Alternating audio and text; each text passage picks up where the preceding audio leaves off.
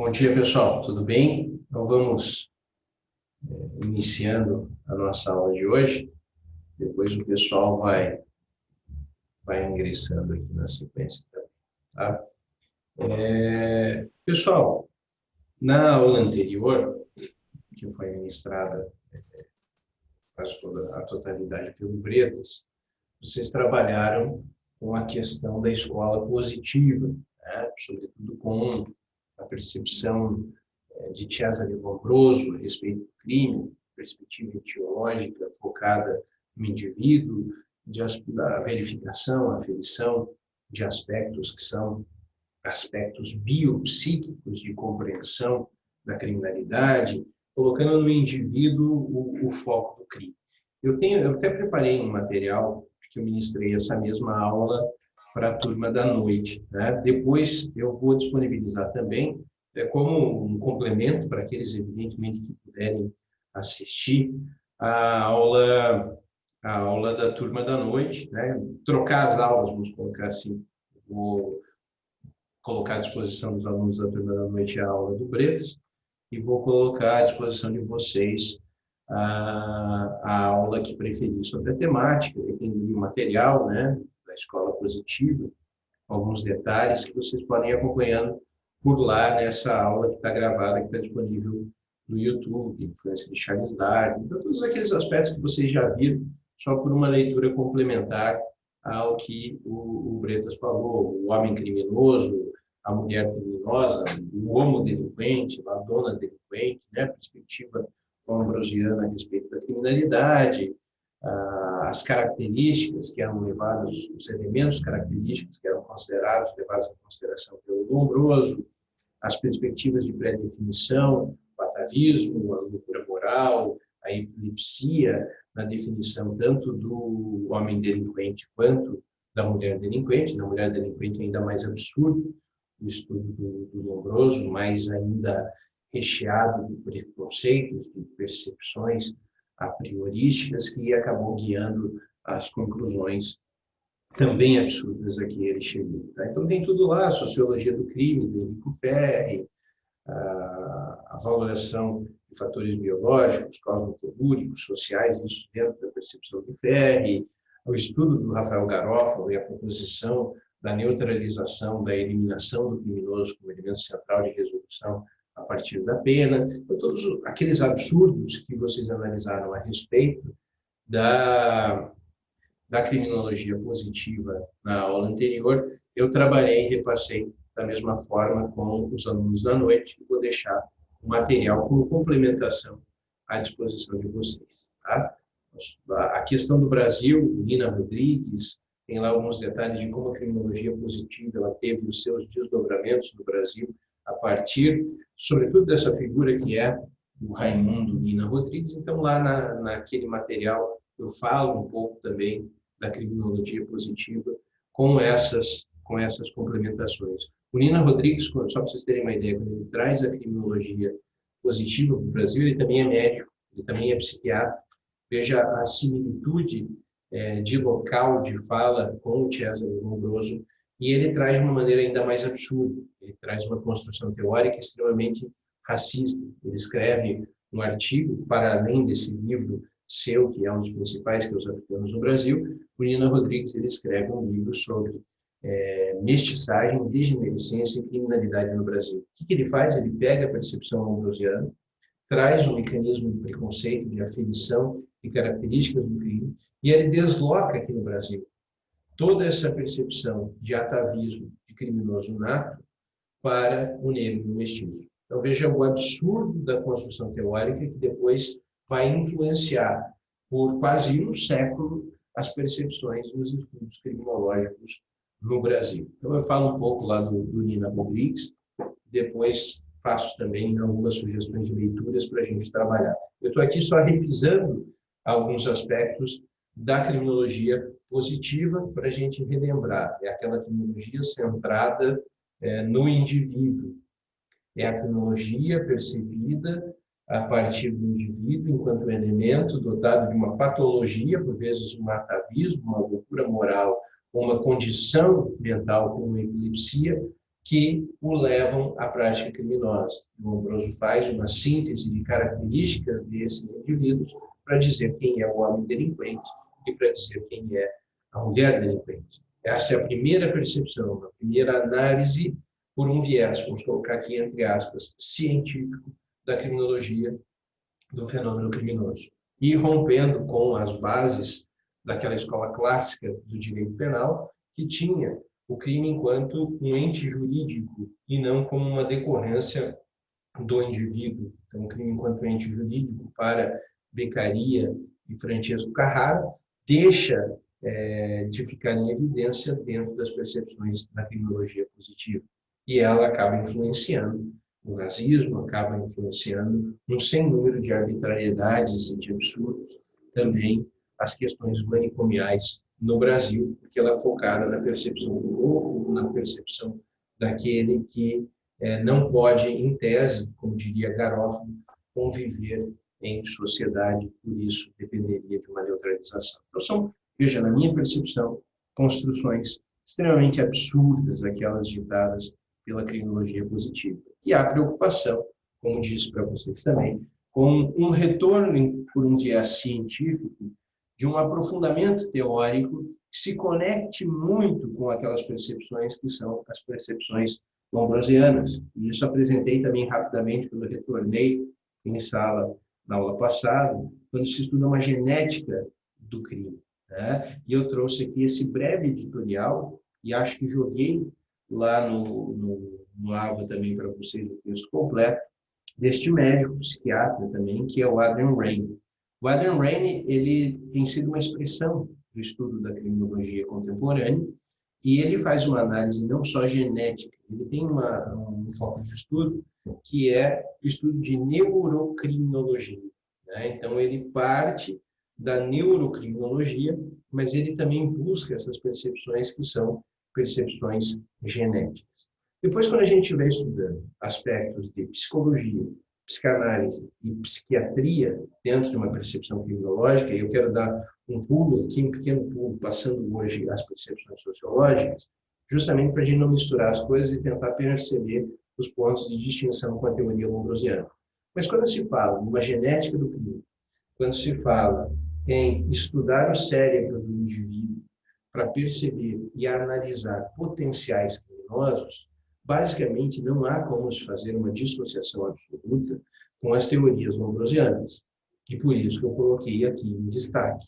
Né? Quando você assiste uma palestra, eu assisti algumas aulas do Adrian Raine, ele tem um curso de neurocriminologia, uma disciplina de neurocriminologia, um curso de neurociências na PUC do Rio Grande do Sul, que eu estou fazendo, inclusive, para pegar essa aula, entender um pouco mais a percepção da neurocriminologia, mas, basicamente, ele destaca que são fatores não condicionantes, veja o ponto de distinção do Lombroso, são fatores não determinantes, mas são fatores importantes para serem analisados e ponderados em conjunto com os aspectos do meio social.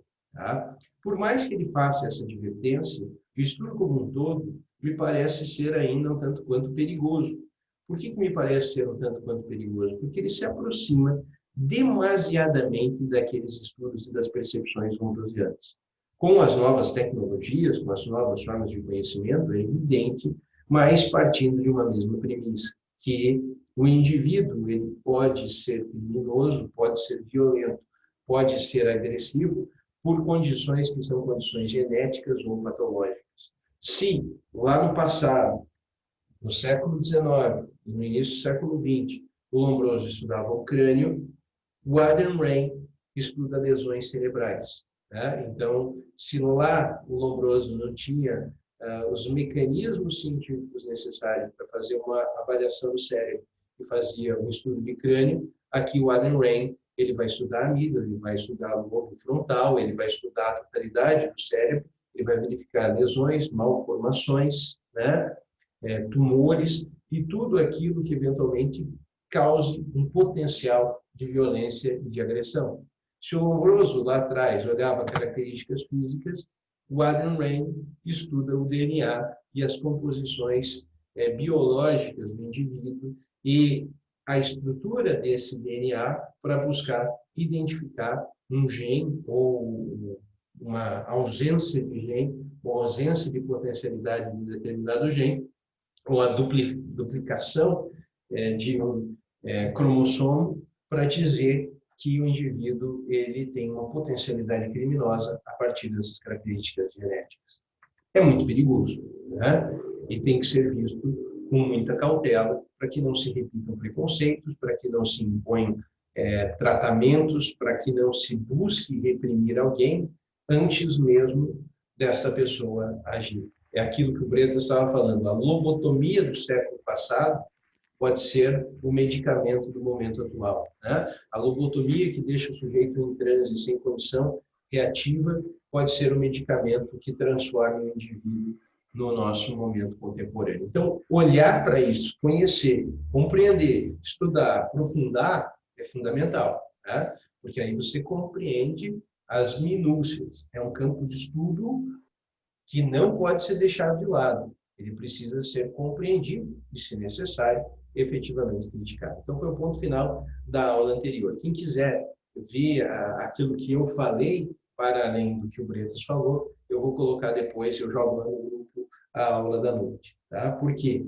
Porque nessa aula de hoje eu já quero passar ao ponto seguinte, a próxima escola do pensamento, e a primeira com a qual eu quero trabalhar com vocês, não que seja a primeira cronologicamente falando, né? Há sempre uma confusão cronológica das coisas, porque algumas teorias elas se misturam temporalmente, mas quero falar dentro do campo sociológico de uma importante escola, né, e que reverbera o seu conhecimento até hoje, desenvolveu uma metodologia de estudo que é ainda aplicada, que é a famosa Escola de Chicago. Tá? Então, hoje eu quero falar para vocês um pouco da Escola de Chicago da Criminologia.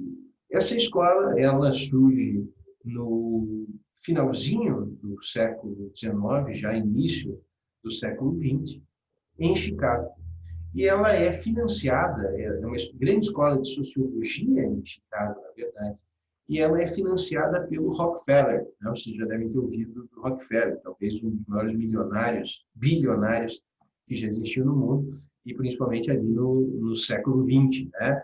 Era o magnata do petróleo, daquela Standard Oil, e o Rockefeller, ele era também um financiador, exatamente, o rei do petróleo. Né? Ele era um financiador do estudo, financiador do conhecimento. Nos Estados Unidos a gente tem muito essas figuras, né? O próprio John Harvard, que fez uma doação para que a Universidade de Harvard fosse construída. Tem muitas essas figuras que são figuras que funcionam como mecenas do conhecimento. E o Rockefeller, então, aportou 30 milhões de dólares para que essa escola de Chicago ela fosse bem formatada, né? Fosse bem estruturada.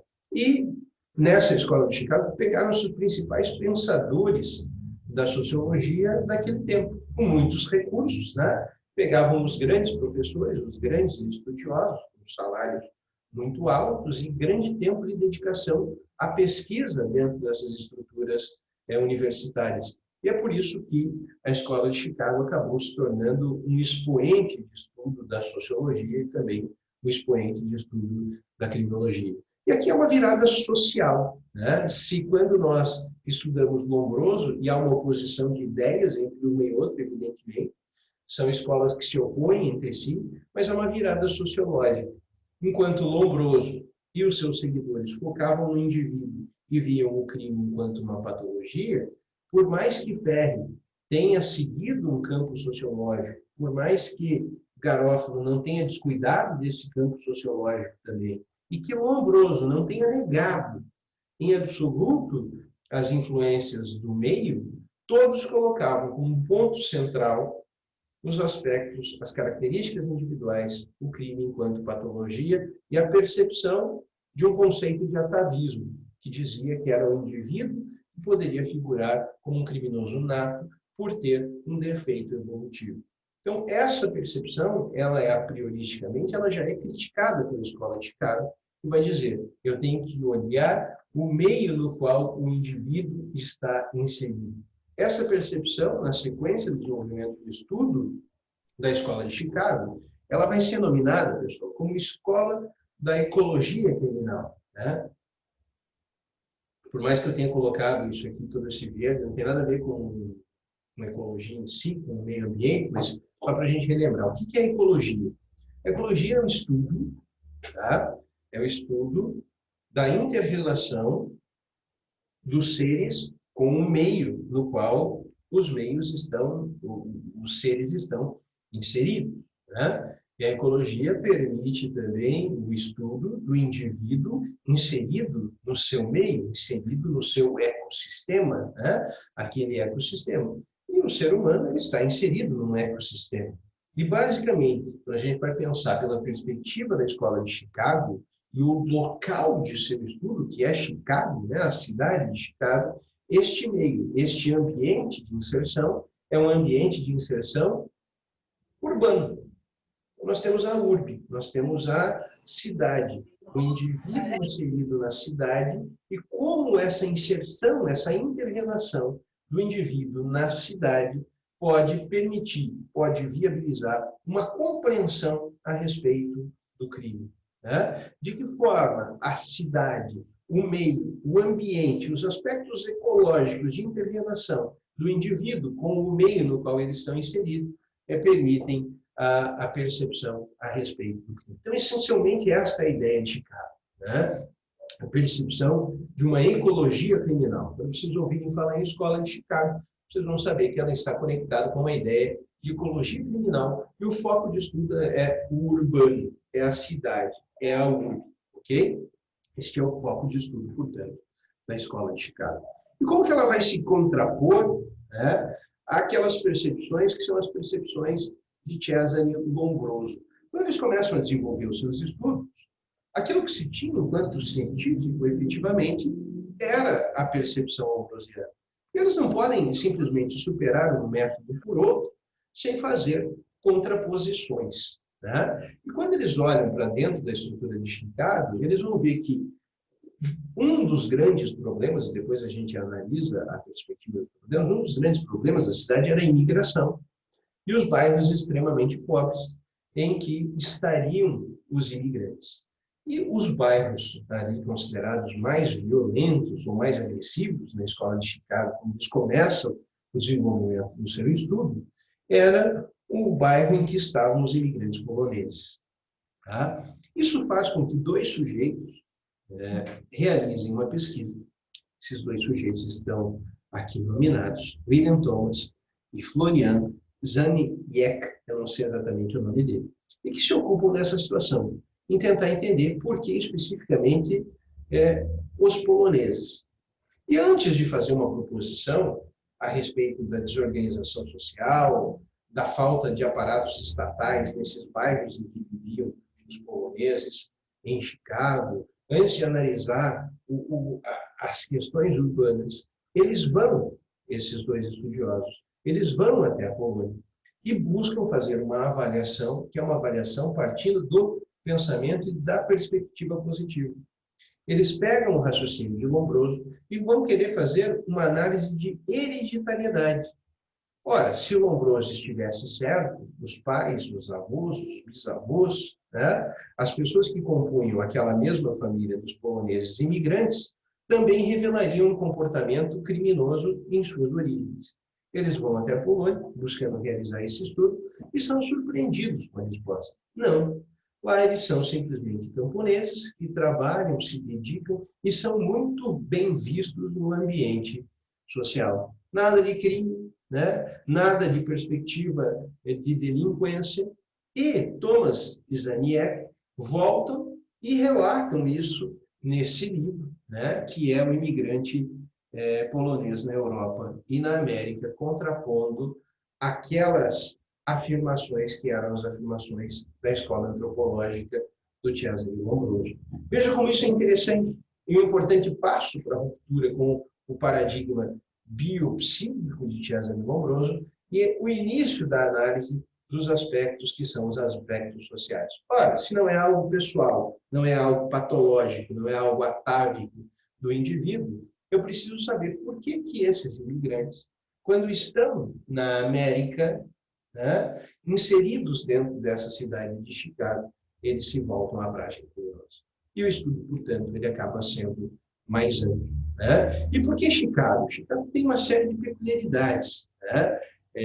Chicago é uma cidade que cresceu muito rápido, então, em 100 anos, a população foi de 2, 3 mil pessoas para milhões de habitantes, então, um crescimento um tanto quanto desordenado.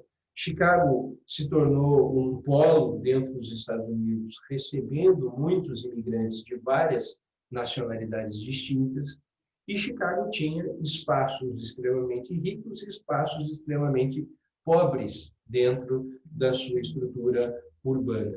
Então, ele era um ambiente para que se analisasse, efetivamente, elementos de desorganização social, elementos que seriam elementos de desordem social. Era um prato cheio, portanto, né? Era uma grande estrutura empírica para que esses estudos eles fossem realizados. Tá? Então, a desorganização social. Isso surge em algumas questões. Essas questões, que são as questões da desorganização social, elas são múltiplas. Né? E a gente pode olhar e pensar, como eu falei para vocês, o crescimento desordenado, a degradação da cidade, a imigração, a pobreza, a desigualdade na distribuição dos recursos. Essa tirinha aqui, né, na verdade, ela representa muito da que a gente vê, às vezes, em São Paulo, você olha um bairro rico e ao lado os barracos embaixo dos viadutos, né? No Rio de Janeiro, esse tom de desigualdade ele é muito grande. Então, quem já foi para lá sabe disso. Você está andando na orla de Copacabana ou de Ipanema e você vai se hospedar em um bom hotel lá para passar um tempo, né? Se divertir. E você olha ao lado, vai ter um morro, né? E um morro dentro do aspecto central da cidade, você está em contato com uma desigualdade social, que é uma desigualdade social muito grande. E Chicago começa, a escola de Chicago começa, então, a se atentar para esses detalhes, perceber esses elementos de desordem social e tentar entender como esses elementos de desordem social, dentro da estrutura urbana, sendo a cidade um organismo vivo, como eventualmente eles influenciam na prática criminosa. Tá? Este é, portanto, um primeiro ponto a ser considerado. Como que se dá e quem são os personagens centrais dessa escola de Chicago? Os personagens centrais são Ernest Burks e Robert Park, grandes sociólogos da época, né? Famosos sociólogos da época. E eles partem dessa ideia de desorganização social para fazer realmente uma análise empírica muito detalhada da estrutura urbana de Chicago, como o crime se desenvolve, para tentar encontrar uma raiz, para tentar encontrar uma origem do crime dentro da cidade de Chicago. Veja, o estudo empírico aqui é Chicago. Depois a gente vai fazer uma análise, né, tentando transpor esse estudo de Chicago para a nossa realidade urbana, a realidade brasileira, a realidade de Curitiba. Essa transposição de realidades, ela sempre é possível. Tá? Eles desenvolvem uma teoria que ficou conhecida como teoria dos círculos concêntricos. Guardem bem esse nome, que ele é importante. Tá? Vocês forem estudar, vocês vão se deparar com isso. Teoria dos círculos concêntricos. E no que consiste essa teoria, que é a teoria dos círculos concêntricos? A cidade de Chicago, ela cresceu do centro, né, para fora. E a grande maioria das cidades cresce dessa forma, né, formando aquilo que a gente chama de zonas urbanas. Zonas de zoneamento, o zoneamento urbano. Né? Esses termos eles são muito utilizados, inclusive, em arquitetura, em engenharia, né? O zoneamento urbano, as zonas urbanas. E Chicago desenvolveu essas zonas urbanas a partir de uma região central, crescendo para a periferia. Tá? Então, eles dividiram em 5 grandes zonas o estudo. A zona 1, que seria a zona central, onde se desenvolveria o comércio urbano, onde estariam concentrados os escritórios. Aquela zona central também, que é considerada uma zona de transição, em que as pessoas eventualmente ficam para trabalhar em um período transitório, que seria um centro velho, um centro degradado já, com prédios abandonados, com a microcriminalidade sendo realizada, o pequeno tráfico de drogas, as casas de jogo, as casas de prostituição, seriam aquele centro degradado, estariam compostos dentro da estrutura da Zona 2. Tá? Na Zona 3, você já teria aquelas residências, que seriam residências de classe média, né? Uma zona urbana um pouco mais bem estruturada. Na Zona 4, você teria as grandes mansões, onde a elite da cidade residiria, e a Zona 5, aquelas cidades que, em Chicago, eram cidades satélites, em que você teria daí os grandes ricos, os grandes milionários, em espaços urbanos mais bem organizados, os condomínios, né? Aqueles espaços em que você teria uma grande concentração de riqueza. E, a partir da verificação, da aferição desses círculos concêntricos, né, dessas zonas urbanas, se percebia que na Zona 2 havia quase que a concentração integral da criminalidade em Chicago. E na Zona 5, praticamente você não tinha a prática de crimes. E aí se passa a tentar entender o porquê dessa concentração, sobretudo daqueles crimes que são os crimes violentos. E dentro dessa percepção da Escola de Chicago, passa-se a pensar, nós precisamos de uma revitalização desses espaços urbanos. Nós precisamos de uma presença maior do Estado e também daqueles mecanismos informais de organização social, como a escola, como a igreja, como associações de bairro, associações de classes, que tenham uma atenção maior para esses espaços. Nós precisamos de uma redução das desigualdades. Nós precisamos de espaços de interação social, de canchas poliesportivas, né? De espaços em que as pessoas passem a desenvolver os seus direitos e, a partir de um desenvolvimento de direitos, elas se afastem da criminalidade. Veja que a intenção originária da Escola de Chicago, ela é um tanto quanto boa, e as percepções que a gente pode extrair são um tanto quanto boas. O mau uso posterior da Escola de Chicago leva a uma certa, vamos dizer assim, uma certa preocupação no como você olha para a Escola de Chicago. Mas a sua percepção em si não é prejudicial. Eles fazem uma análise de desenvolvimento social de certos espaços e, a partir de uma ausência, de uma carência de direitos de desenvolvimento social dentro desses espaços, eles falam, olha, há muita criminalidade, porque o Estado ali não chega, mas não chega, sobretudo, na preservação dos direitos fundamentais. Precisamos de um Estado mais efetivo na redução desses pontos de desigualdade, se quisermos reduzir a violência. Quando você tem derivações, né, pontos de análise da desorganização social, na sequência do futuro, como estudo da teoria das janelas quebradas, há uma deturpação de solução.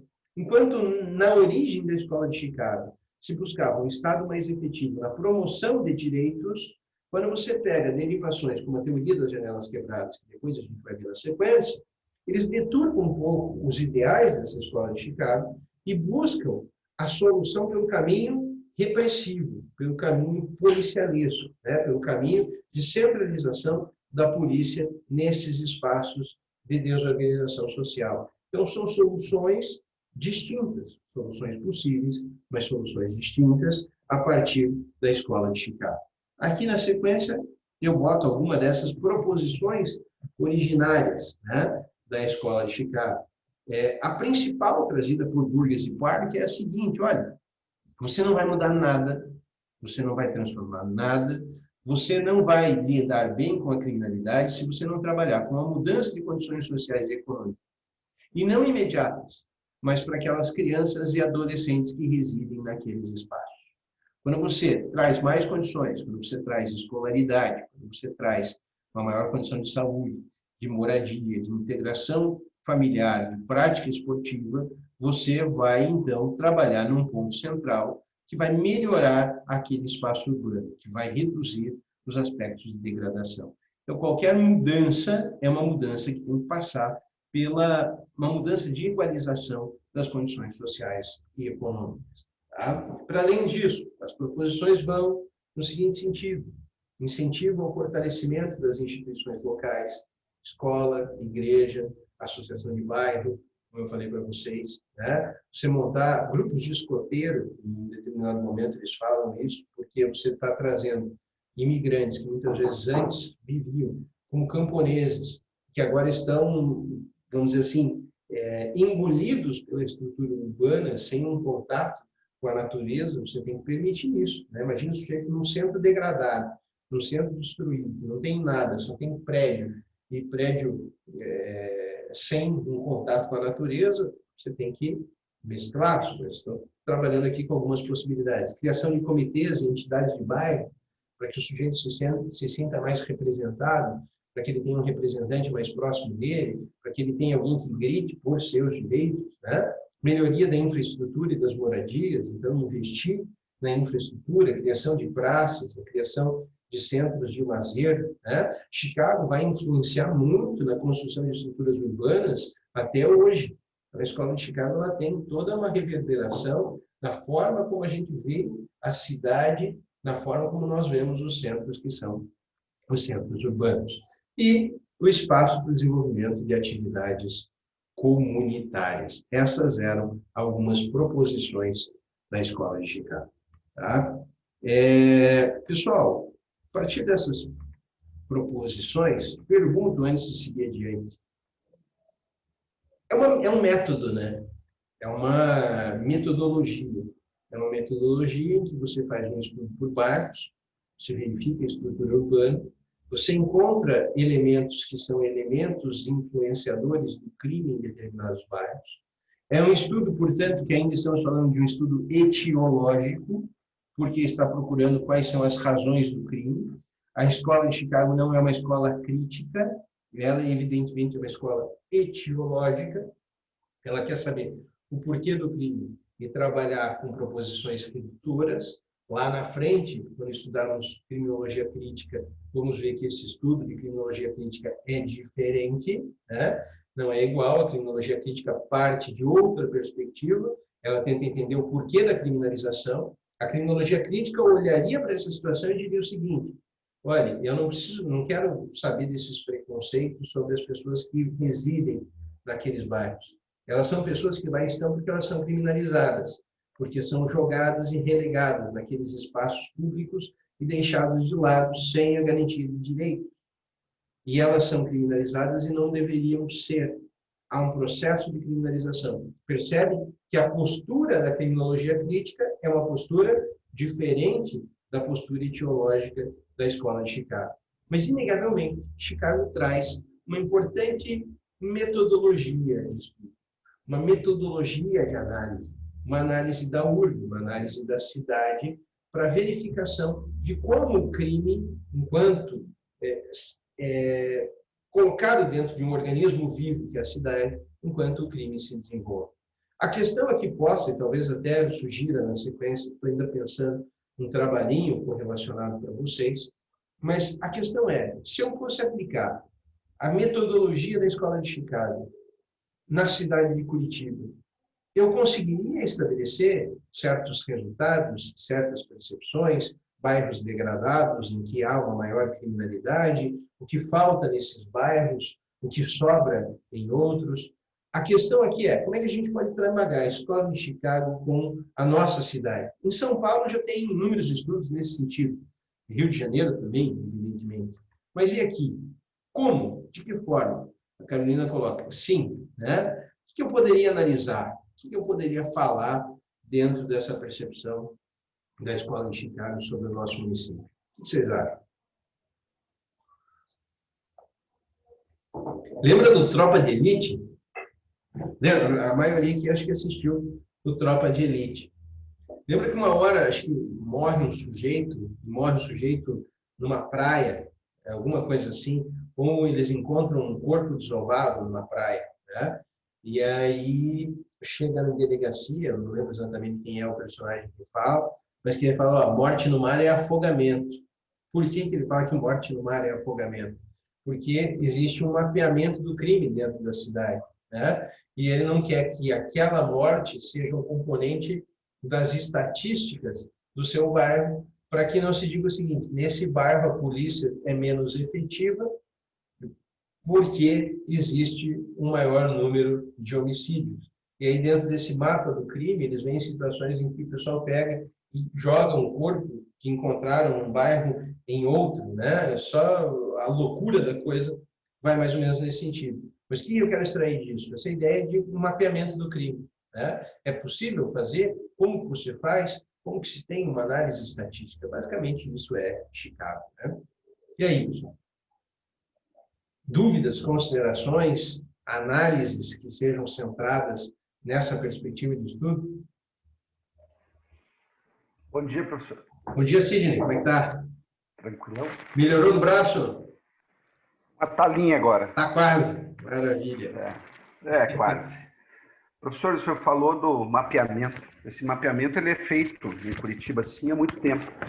Porém, na Curitiba e tanto a região metropolitana tem muita dificuldade desse mapeamento porque muitos crimes de pequeno porte ou potencial, eles não são registrados. E daí não tem como fazer essa estatística certa. Isso é uma das reclamações tanto da Secretaria de Segurança Pública como também da Polícia Militar, né?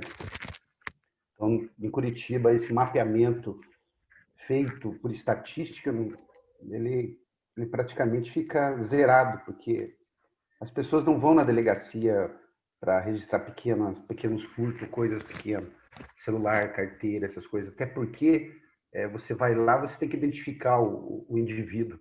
E muita gente não quer. E além de identificar, aí tem que marcar audiência, tem que marcar aquele monte de coisa, e as pessoas não querem se envolver com isso. Esse é um problema social. É um problema social. Mas as pessoas não querem se incomodar com isso. E dentro dessa análise, que você diz que às vezes tem, às vezes não tem, né? Depois a gente vai ver um pouquinho disso também. Mas dentro dessa análise, é possível identificar, pelo menos por aqueles crimes que são crimes violentos, né? E aqueles que não têm como não ser registrados. Por exemplo, os crimes de homicídio, estatística de crimes sexuais, bairros que sejam, porque essa é a percepção de Chicago, né? Bairros que sejam mais violentos do que outros, por essa estatística dos crimes mais violentos, você sabe dizer? Para crimes violentos, sim, até, mas o que ele é ligado ao crime violento? O crime violento ele é ligado ao controle, igual é no Rio de Janeiro, controle do tráfico, controle de uma região ou outra, controle de um ponto. Crime violento em Curitiba, sei lá, para mim é nesse sentido só que ele funciona. Tá. Porque roubo, furto, essas coisas, crime violento está bem baixo quanto a isso. E quando o professor falou até falou ali de violência contra a mulher, aumentou bastante, sim, mas o senhor viu que aumentou bastante agora nesse período de clausura, vamos dizer, que as pessoas estão mais juntas mais tempo? Sim, sim. Isso não é um problema de que as pessoas brigam ou o crime violento. Isso é um problema de que a convivência mesmo do ser humano por muito tempo junto, ele acaba gerando isso, um desagravo entre um outro, um desacordo. E daí hoje é um tapa, mas amanhã tá junto. Depois da manhã é um corte, aí veio o homicídio, ou feminicídio. E também as leis que tem hoje quanto a Maria da Penha, eu já não discuto muito isso, porque senão vou ser criticado. Nem funciona muito, lei protetiva, lei isso e aquilo. Quando que isso funciona? Isso não funciona. Quantas mulheres aí foram mortas nos últimos tempos que já tinham essa protetiva? Acontece também, é verdade. Não funciona isso. Eu não vou entrar em mérito, porque Claro, senão daqui a um pouco claro. vão me malhar aí no chat. Aí. Isso aí é lei para grego, não funciona aqui. Mas eu não enxergo isso funcionando. Veja um ponto importante, né? A gente vive dessa percepção de ecologia criminal, como que analisar esse ponto também se mostra interessante, né? Porque a gente vive um colapso social global, né? Que é a questão da pandemia, isso é fato. E a forma de se lidar com isso também foi algo muito abrupto, então ninguém sabia direito como lidar, né? E quando você vê esse acúmulo de pessoas no mesmo espaço também, e tem essa análise dentro da própria escola de Chicago, Você vê quantas pessoas moram numa mesma residência, quantas pessoas usam daquele espaço. E as pessoas mais pobres, elas ficam, em Chicago, pelo menos essa era a percepção, acumuladas em pequenos espaços, né?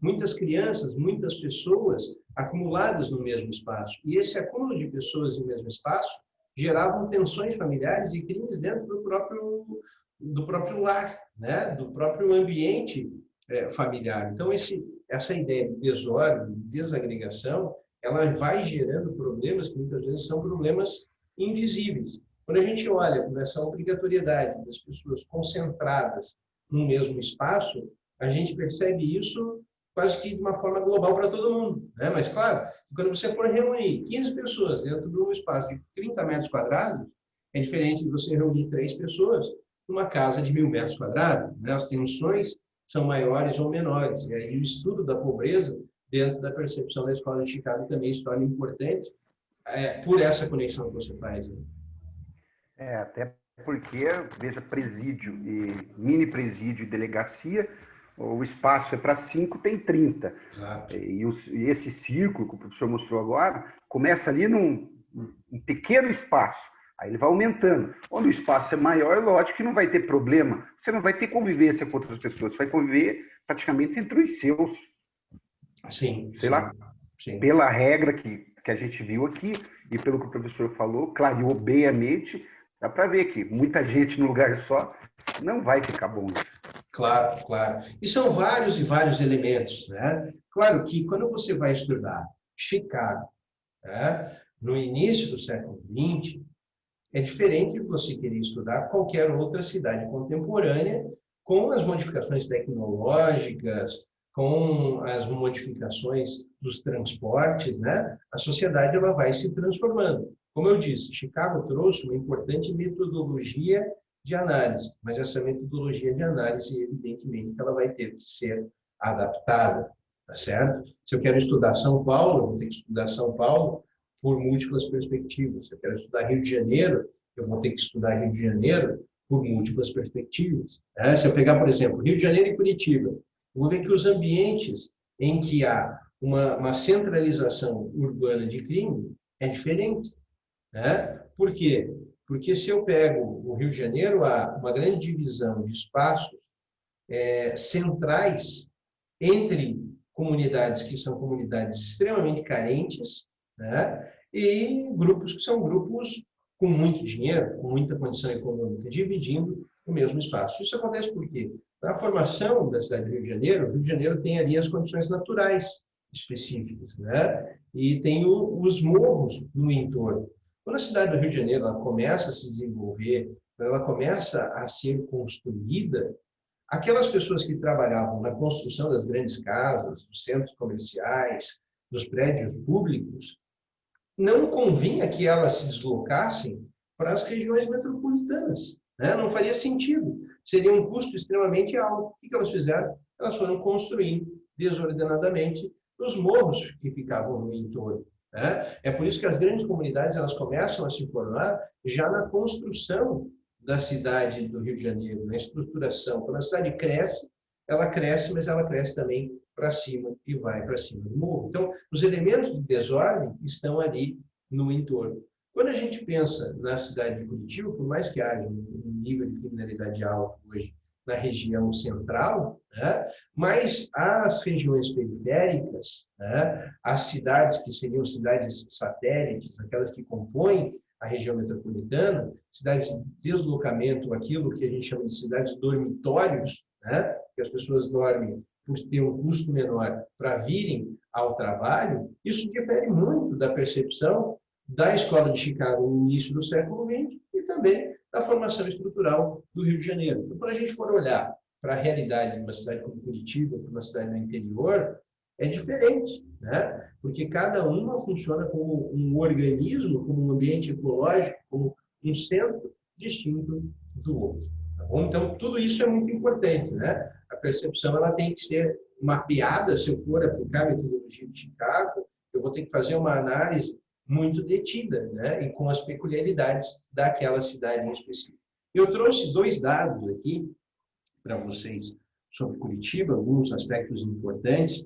por mais que a nossa cidade não seja tida como uma das mais violentas, né, como uma das que o crime mais ocorre, ela tem estatísticas, ela tem crime, e essas estatísticas elas podem ser efetivamente analisadas.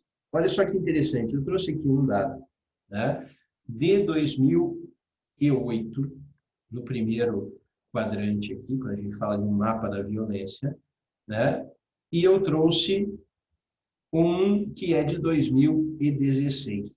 Normalmente, esses dados aqui, eles são confeccionados em relatórios do IPUC. Já ouviram falar do IPUC? Né? Que faz esses estudos estatísticos do ambiente urbano específico de Curitiba para fins de pesquisa, Instituto de Pesquisa e Planejamento Urbano de Curitiba, IPUC. E ele faz análise de vários dados. Então, se você entrar lá agora, você consegue ver todos os acidentes automobilísticos com vítimas fatais por bairros. Né? Então, essa é uma análise estatística feita. Se a gente pegar os crimes violentos em 2008, né, e aqui não é do IPUC, aqui é do boletim do Instituto Médico Legal, vocês vão ver que, à época, nós tínhamos 4 bairros aqui, 5, vamos colocar, dá para ver alguns principais. Primeiro, era o Cajuru. Em segundo, a cidade industrial, né? O CIP, que não inclui região metropolitana, também tem um alto índice de violência. Né? Terceiro lugar, o sítio cercado. Quarto lugar, Tatuquara, aí temos Uberaba, Boqueirão, Pinheirinho. Veja aqui, então, essa centralização. Eu estou falando aqui de crimes violentos.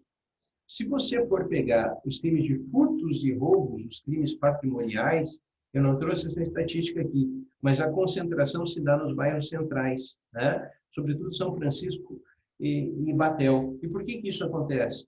Porque a questão da tensão econômica, né? Você vai furtar e você vai roubar naqueles espaços em que você encontra mais dinheiro, mais bens disponíveis. Então, você tem uma estatística de crimes violentos, que são aqueles que se dão dentro da própria estrutura dos bairros, e você tem aqueles crimes que são crimes patrimoniais, que ficam mais concentrados, falando de Curitiba, nas regiões que são as regiões mais centrais. E quando você pensa muitos anos depois, você vai verificar, olha, posso ter utilizado esse mapa aqui para investir numa determinada área, para melhorar a situação naquela determinada área, né? E para reduzir o índice de violência. Porque se a ideia de Chicago era identificar o problema para trabalhar sobre o problema, né? Esse problema pode ser trabalhado. E a gente vê que esses bairros principais, tirando aqui o Cajuru, que teria que fazer um estudo detalhado para tentar entender os aspectos redutivos, ou se efetivamente é um problema estatístico, de redução, de mudança geográfica do bairro, não sei, né? Mas os outros bairros, eles seguem muito parecidos. SIC assumiu a liderança, né? O Tatuquara continua no espaço de destaque, Sítio Cercado, Pinheirinho, Alto Boqueirão, Cajuru, Boqueirão, Uberaba, Novo Mundo, aqueles bairros que também você vai encontrar com um alto índice de criminalidade anterior. Né? Você vê uma redução significativa no Parolim, que antes aparecia bem centrado aqui, depois não tem tanto, né? Mas com a possibilidade de uma identificação, ao menos estatística, de onde estariam concentrados aqueles crimes que são crimes violentos. O que eu posso fazer com essas estatísticas? E aí um ponto importante. Né? Me parece que o caminho certo é preciso investir nesses espaços públicos. Eu preciso reduzir desigualdades, preciso melhorar o índice de desenvolvimento social. Né? E tem um estudo recente também feito em Curitiba, depois eu vou compartilhar com vocês, é um estudo de 2018, um artigo muito bom, que ele faz um comparativo entre o IDH dos bairros em Curitiba e a criminalidade. O índice de desenvolvimento humano, né, que envolve investimento, condições sanitárias, saneamento básico, saúde, educação. Então, pega o IDH, que é formado por várias questões, vários elementos estatísticos, e faz uma correlação com a criminalidade. E aqui ele traz, olha só, ele vai fazer baixo índice de desenvolvimento, né? Médio índice de desenvolvimento, alto índice de desenvolvimento. E aqui a comparação, baixa criminalidade, média criminalidade e alta criminalidade. Ele faz uma sobreposição de mapas, é um estudo bem interessante que eu vou passar para vocês. Então, veja que o alto índice de desenvolvimento, ele está muito conectado com uma perspectiva de baixa criminalidade.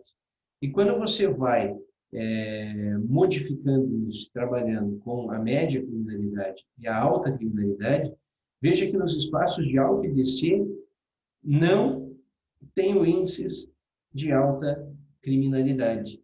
Tá? Então, a alta criminalidade ela vai estar aqui com 2 pontos, no médio IDC e no baixo IDC.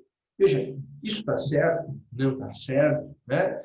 Na verdade, isso é um resultado de estudos estatísticos, como o Sidney bem colocou.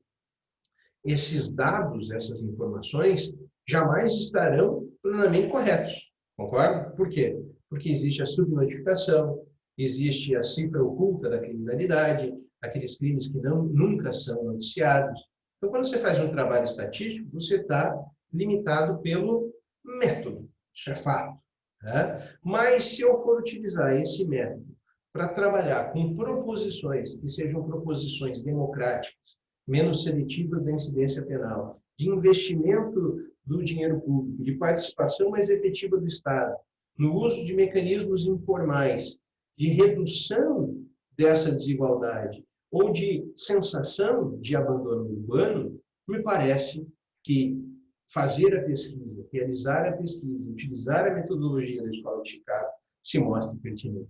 Por mais que eu seja, sobre a minha perspectiva, sobre a minha ótica, um criminólogo crítico, eu entendo que as contribuições das percepções, das razões do crime, são percepções, são razões de desigualdade, são razões de problemas sociais.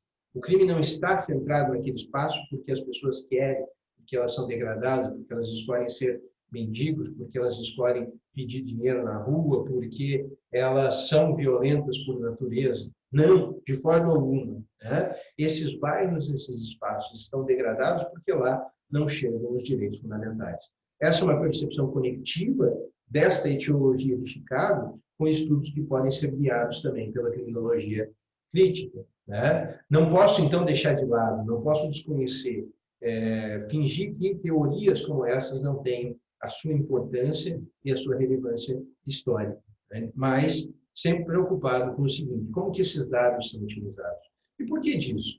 Porque por essa mesma perspectiva de desorganização social, nas décadas de 80 e 90, surge uma teorização pretensamente derivada das percepções de Chicago, que são aquelas teorizações dadas pela denominada teoria das janelas quebradas. Né? Teoria das janelas quebradas. Essa teoria das janelas quebradas, ela se desenvolve pelo pensamento de 2 autores, James P. Wilson e George Kelly. E é engraçado que eles não escreveram um artigo científico publicado num periódico científico. Eles publicaram em 1982, nessa revista Atlantic, né? Como se fosse um artigo de opinião, né? Mas não um artigo necessariamente científico, em que eles trazem essa ideia sobre a teoria das janelas quebradas. E vocês já devem ter ouvido falar sobre ela. E, basicamente, ela diz o seguinte, que quando eu tenho um elemento de desordem urbano, ainda que seja um elemento de desordem, desorganização mínimo, ele acaba influenciando o todo e trazendo efeitos que são efeitos muito deletérios. Se eu tenho uma janela quebrada numa fábrica, numa residência, e ninguém conserta, a tendência é que as outras janelas acabem sendo apedrejadas. Aquela coisa meio cinematográfica, né? Que a criançada norte-americana vai se reunir para atacar pedra na janela de uma fábrica abandonada, de um galpão abandonado. E o que ele está dizendo? Que esses pequenos elementos de desordem urbana, se não combatidos, influenciarão o todo. Eu tenho que agir sobre a microcriminalidade, sobre o pequeno crime, com a mesma força, com a mesma intensidade com a qual eu ajo para a macrocriminalidade. Né? Justamente para pegar os pequenos elementos, para pegar as pequenas janelas que estariam quebradas. Eu não posso permitir esses elementos que são elementos de desordem ou elementos de desorganização urbana. Aquela lâmpada que está queimada e que ninguém conserta, vai permitir que aquele espaço se torne degradado, chamando a atenção para uma microcriminalidade que vai utilizar aquele espaço escuro, daquele beco escuro, para o tráfico de drogas ou para a prática de outros crimes. Quando eu vejo o sujeito na rua traficando, eu me sinto estimulado à prática criminosa naquele ambiente posto em desordem.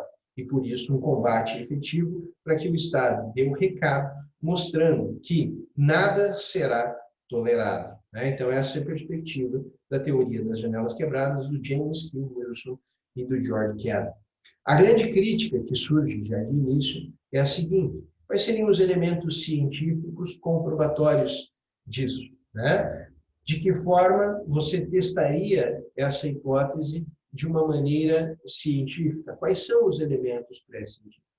E numa perspectiva experimental, um dos grandes casos, uma das grandes hipóteses de análise, experiências, foi realizada pelo professor Philip Zimbardo. Não sei se já ouviram falar dele. Ele faz experimentos muito loucos pela perspectiva criminológica. Ele fez um experimento, que não é este aqui, mas só fazendo um adendo, depois eu passo para vocês também. Mas o Zimbardo fez um experimento em que ele pegou pessoas aleatórias e colocou dentro do presídio e escolheu aleatoriamente algumas que fossem carcereiros e outros que fossem prisioneiros. E deixou as pessoas lá dentro do presídio por um tempo.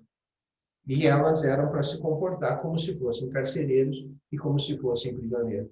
Essas pessoas internalizaram tão absurdamente os seus papéis que o experimento teve que ser abortado no meio, porque senão elas se matariam entre elas. Tem um filme chamado Das Experiment, que é um filme alemão que retrata bem esse experimento do Zimbardo. Mas um outro experimento mais famoso do Zimbardo foi o experimento com os veículos. O que fez o Zimbardo? Ele colocou um veículo em Palo Alto, Califórnia, um bairro rico, e deixou esse veículo lá como se estivesse abandonado. E fez a mesma coisa, como se esse veículo estivesse abandonado no Bronx, em Nova York, uma cidade, pelo menos à época, na década de 80, muito marcada pela criminalidade, pela desorganização social, pela visão de Zimbardo e dos teóricos da teoria das janelas quebradas. Quando ele deixa esse veículo no Palo Alto, quando ele deixa esse veículo, mesmo veículo, no Bronx, uma viatura abandonada, ele percebe que no Bronx há uma velocidade de saqueamento e de, vamos dizer assim, destruição desse veículo. Ele passa aí por um processo de ser saqueado, de ser vandalizado. Então, esse veículo, não são esses daqui, isso aqui é só uma foto ilustrativa, mas o veículo acaba sendo vandalizado e acaba sendo saqueado quase que de forma imediata, quando as pessoas percebem que ele está abandonado, que não tem ninguém cuidando, que não tem ninguém verificando o que será feito com aquele veículo. E em Palo Alto, o veículo fica lá, íntegro, sem que nada efetivamente aconteça, por dias. O que o Zimbardo faz? Coloca um ponto de estímulo. Ele vem e quebra uma das janelas desse veículo. Inicia um processo, em tese, de vandalização desse veículo. E pouco tempo depois, esse veículo segue sendo vandalizado e sendo saqueado, ainda que seja em Palo Alto, na Califórnia. Qual a conclusão psicológica que chega a Zimbardo? Ele vai dizer o seguinte, que esse pequeno elemento de vandalização, essa janela quebrada do veículo, funcionou como um microestímulo para que ele fosse vandalizado, ainda que num bairro em que as coisas estão bem integradas. Quando esse veículo está já num bairro degradado, com seus problemas sociais, com suas dificuldades, sem atenção social, o veículo já é vandalizado de início, justamente por essa sensação que seria uma sensação de desordem. E essas seriam, portanto, as percepções trazidas por Zimbardo em contribuição com a teoria das janelas quebradas. O grande problema é o que surge daí, o que advém daí. Advém como correlação com a teoria das janelas quebradas, uma percepção de ordem teórica, uma política criminal muito específica, a política criminal da tolerância zero. A política criminal da tolerância zero, ela é uma decorrência da teorização sobre as janelas quebradas. Ora, se eu tenho um elemento de desorganização social, ainda que seja micro, eu tenho que lidar com esse elemento. E, dentro da perspectiva da tolerância zero, o caminho não é o caminho do investimento, da escola, da atenção, da educação. O caminho é a atuação macro, forte e firme das autoridades policiais. É colocar nesses espaços públicos a autoridade policial para que ela reprima desde a microcriminalidade, desde um ponto mínimo de um potencial crime, né, como a pichação, como os pequenos delitos, quanto aqueles crimes que seriam crimes maiores, como uma forma de dar um recado naqueles espaços públicos de que o crime não será tolerado. Percebe que, a partir da teorização das janelas quebradas, eu tenho um resultado, que é um resultado distinto, um caminho propositivo distinto daquele que era proposto por Park e Burgess na escola de Chicago. O problema é que você tem, neste caso, uma atuação do Estado que tem a sua violência inerente, a sua força inerente, sobre determinados espaços que já estão degradados, em que os direitos não chegam, e que acabam, por fim, sendo atingidos por uma criminalização mais efetiva, aumentando a seletividade penal. Há uma grande crítica daqueles teóricos da criminologia que estudam as percepções sobre o racismo e dizem que as políticas de tolerância zero nos Estados Unidos, a partir da década de 80, foi uma forma de segregação, uma forma de estruturação seletiva e de punição seletiva para se punir negros e pobres, e que este teria gerado um grave problema social de criminalização e uma expansão do sistema penitenciário. Os Estados Unidos é um país que não tem a maior população, mas de longe tem o maior sistema carcerário. Eu acho que 3 milhões e tantos mil presos, né? Justamente a partir de percepções como essa, percepção da tolerância zero. Mas muitos colocam, né, que a tolerância zero, a política de tolerância zero, ela teria reduzido a criminalidade. E buscam sustentar isso num pretenso empirismo, apontando Rudolf Giuliani, né, e a sua política de tolerância zero aplicada em Nova York nas décadas de 80 e 90, como um grande elemento de revelação de que a tolerância zero efetivamente funciona, porque houve a redução da criminalidade. E aqui 2 pontos da perspectiva crítica. O primeiro deles, a que preço? Né? Você reduz a criminalidade sem investimento social, sem preocupação com aquelas pessoas, tendo punições extremamente racistas e atingindo uma população pobre que já não tem quaisquer direitos. A quem você está protegendo nesta sociedade? Quem você está priorizando nessa sociedade? Por que caminho você quer reduzir a criminalidade? Essa é a primeira perspectiva crítica. E a outra é uma perspectiva pragmática e empírica, né? Alguns estudiosos fizeram a seguinte análise, o seguinte estudo. Eles analisaram não só Chicago e Nova York, onde a teoria das janelas quebradas e a tolerância zero teve maior aplicação pelos políticos, mas buscaram estudar outras megacidades nos Estados Unidos. E perceberam que em todas essas cidades, ao longo das décadas de 80 e 90, houve uma redução da criminalidade. E nos outros estados, não houve, em outras cidades, não houve a política de tolerância zero. E aí eles reputaram que a redução da criminalidade, já que muito idêntica na sobreposição de gráficos, estaria numa grande melhoria das condições econômicas nos Estados Unidos entre as décadas de 80 e 90, e não necessariamente na política de tolerância zero.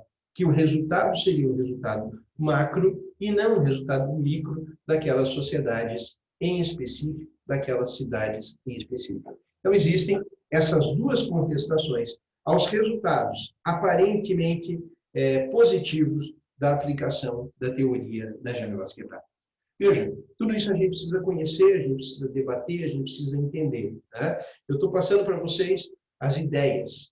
Eu estou passando as ideias dessas 2 correntes, que são correntes criminológicas. Falamos da Escola de Chicago em sua origem e falamos da teoria das janelas quebradas. São algumas das percepções sociológicas da criminologia. Existem várias outras. Nós vamos estudar mais algumas delas na próxima aula. Né? Nós vamos estudar a anomia, a associação diferencial, as subculturas de grupo, o broken home. você tem aí uma infinidade de teorias sociológicas, mas trouxe em primeiro lugar essas duas porque elas são mais famosas, ganharam mais divulgação, né? O leigo pode nunca ter ouvido falar de criminologia, mas você fala de teoria das janelas quebradas, alguém já ouviu em algum lugar, eu já ouvi falar sobre isso em algum momento. Então, conhecer um pouco da Escola de Chicago e da teoria das janelas quebradas não são a mesma coisa, né? São teorias independentes, mas que se pautam, vamos dizer assim, por uma ideia de desorganização social, de desordem social com soluções distintas. Agora eu quero saber um pouco do que vocês entenderam disso, do que vocês perceberam disso. Eu sei que é complexo, né? Mas é sempre bom a gente debater pontos que são pontos complexos. E aí, o que me conta?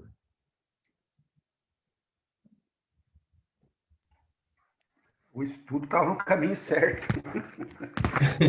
Fala da teoria das janelas quebradas, isso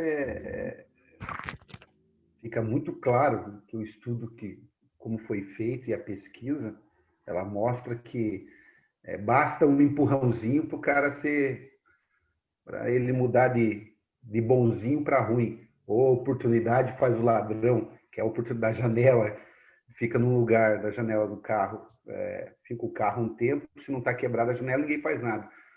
Quebra o vidro, oportunidade, fez um ladrão, fez um, fez outro. Não foi a mesma pessoa, mas cada um pegou uma coisinha porque já viu aquela oportunidade, uma coisa muito fácil ali. É a mesma coisa de pôr alarme em carro, né, professor? O ladrão, ele vai andando. O que tem alarme, ele não mexe. Só se todos tiver alarme. Mas ele vai mexer naquele que não tem. E o Claro, chama comportamento atenção. do homem... Oi, Bowser, pode falar. E o comportamento do homem também, né? Quando ele está sozinho, ele é uma pessoa. Quando ele está em grupo, ele se sente poderoso. Então, você tem ali vamos colocar entre aspas, um espírito de porco.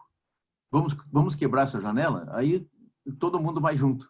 Mas ele sozinho é muito difícil ele cometer de tomar essas atitudes, né? Exato. Quando a gente for estudar criminologia psicanalítica, o Freud ele tem um estudo que ele estuda a multidão, né? E o comportamento de manada ou o comportamento de multidão. E vai dizer o seguinte, que às vezes você acaba tendo a sua culpabilidade relegada a um segundo plano, porque você decide, em certas ocasiões, agir de acordo com o grupo, e o grupo se torna uníssono. Pensa em torcida de futebol, né? A torcida de futebol é uma das coisas mais peculiares que você possa imaginar. E não estou falando da torcida organizada, estou falando, às vezes, das pessoas reunidas ali. Você tem pessoas de todas as classes, de todas as cores, de todos os tipos, né? Que estão reunidas. Se começa um quebra-pau, né, do nada, pega aquela situação muito específica que aconteceu, aquele trágico episódio em que o Curitiba foi rebaixado, um deles, né? Eu não me lembro exatamente qual, mas aquele do Fluminense.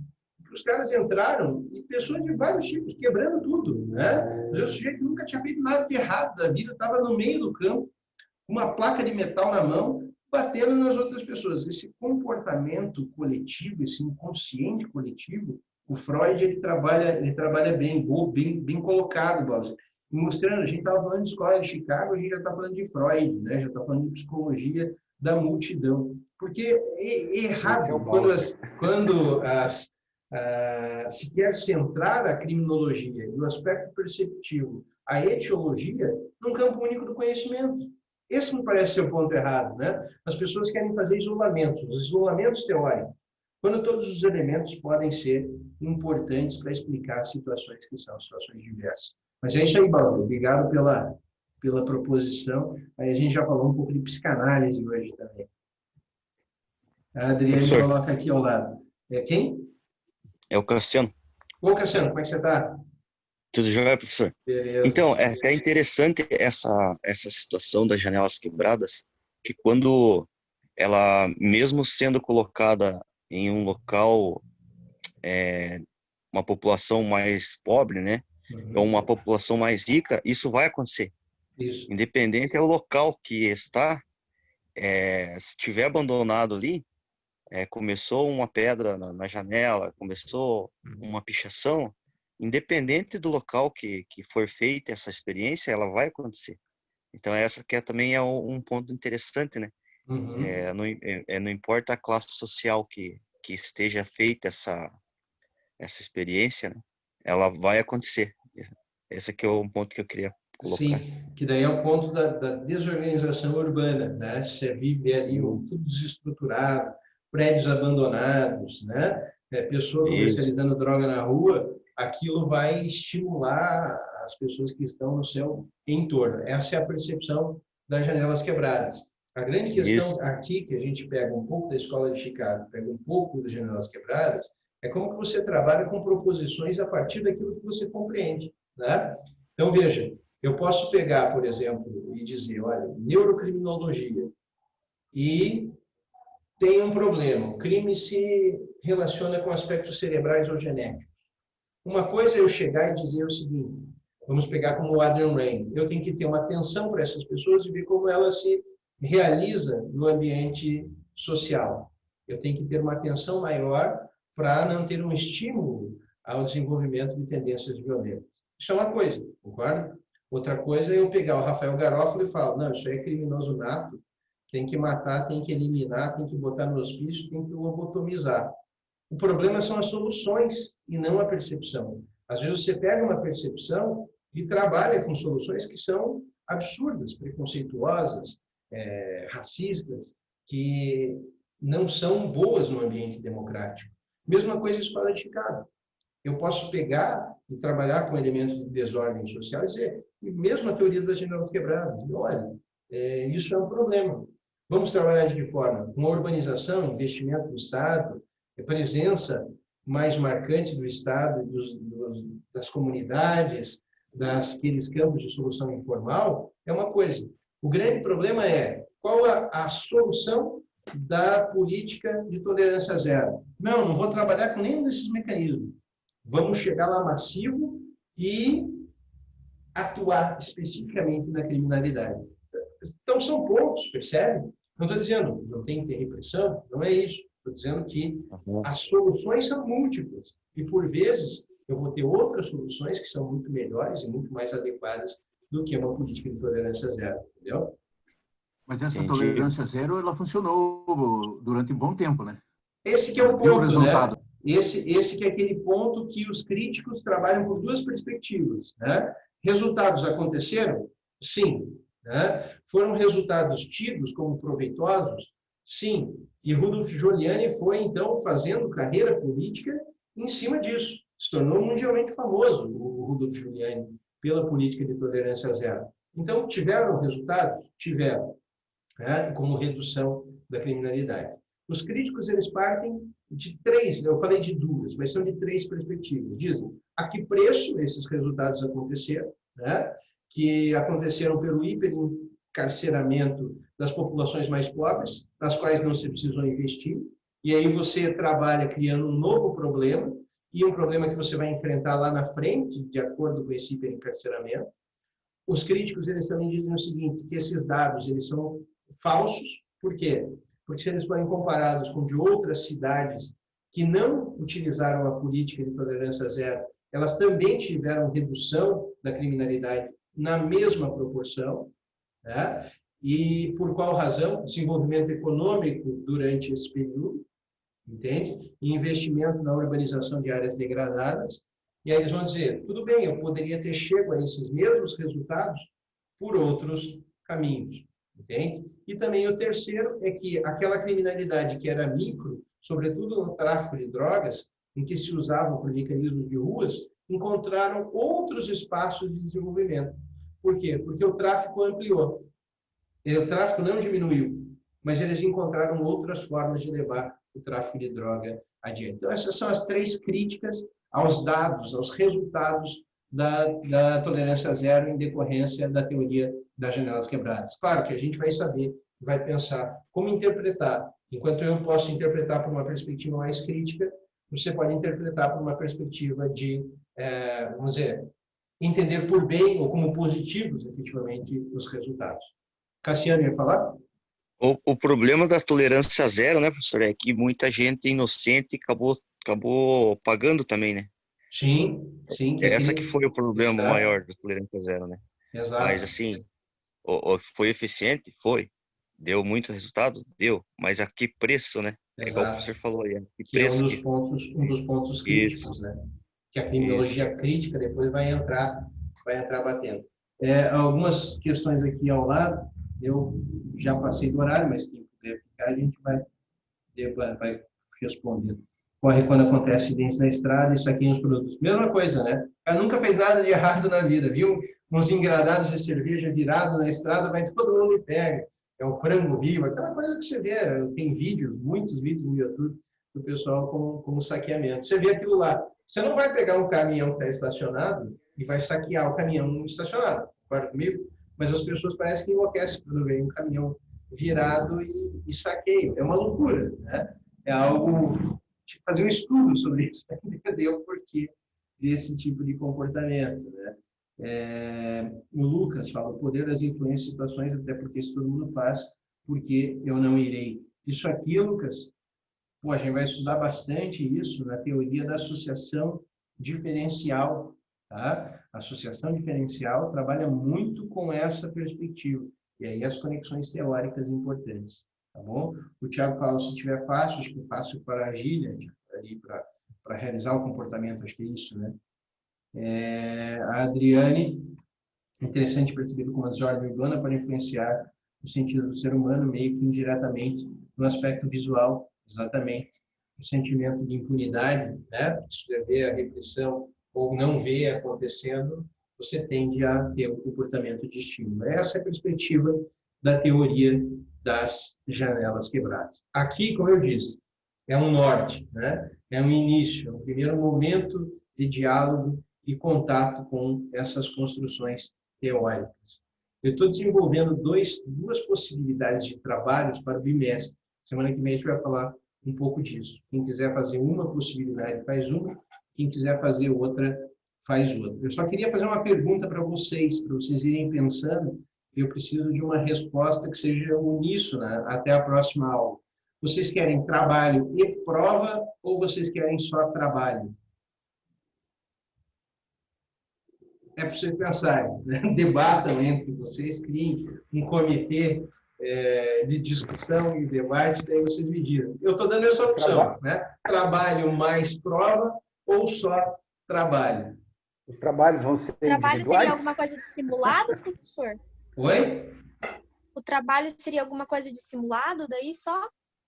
Não, seria uma pesquisa, né, com uma redação de um paper, algo ali em 4 a 6 páginas, mais ou menos, sobre uma das teorias que eu vou dar a opção depois para vocês fazerem. Como se fossem algumas questões a serem respondidas a partir de uma pesquisa que vocês vão realizar, entendeu?